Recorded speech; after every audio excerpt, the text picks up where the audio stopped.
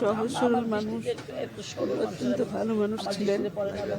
আমরা যখন ওনার সাথে আমরা সফর সঙ্গী হয়ে যেতাম, উনি সবসময় আমাদের খোঁজ রাখতেন, আমরা খেয়েছি কিনা, আমরা কি করেছি, সবসময় উনি খোঁজ খবর রেখেছেন সন্তানের মতো। উনার এই চলে যাওয়া অপূরণীয় ক্ষতি পূরণ হবার নয়। জাতি যে আপনার সঙ্গে একটু কথা বলতে চাই, আপনি কোথা থেকে আসছেন যদি একটু বলেন। আমি মানিকগঞ্জ থেকে আসছি।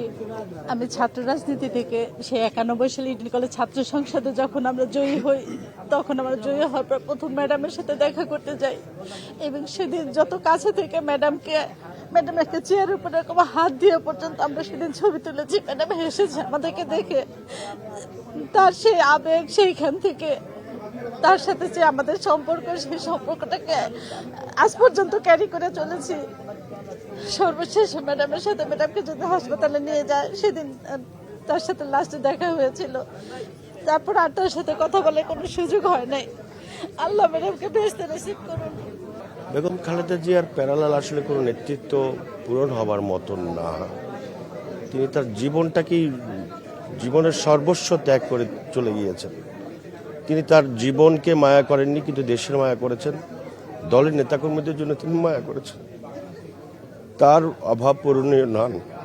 যদি আমরা তাকে অনুসরণ করতে পারি, তার সাহসিকতা, তার দেশপ্রেম, সেটা যদি আমরা অনুসরণ করতে পারি, তাহলেই একমাত্র সম্ভব তাকে বাঁচিয়ে রাখা এবং তিনি বেঁচে থাকবেন এই দেশের মানুষের কাছে।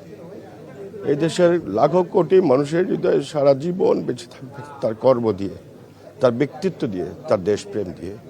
সেটা আমি মনে করি। ধন্যবাদ জানতে চাই আপনার থেকে। ম্যাডামকে তো আমি বেশ কয়েকবার খুব কাছাকাছি পেয়েছি। তার যে স্নেহ, তার যে আদর ভালোবাসা পেয়েছি, তার যে দেশপ্রেম, তার যে সাহসিকতা, তার যে ন্যায়পরায়ণতা সামনে থেকে দেখেছি।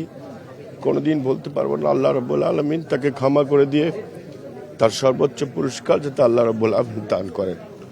কারণ মানুষ তো বেঁচে থাকে না, কিন্তু তিনি যদি আমাদের মাঝে এভাবে অসুস্থ অবস্থায় থাকতেন, তবু আমরা মনে করতাম আমাদের অভিভাবক আছে।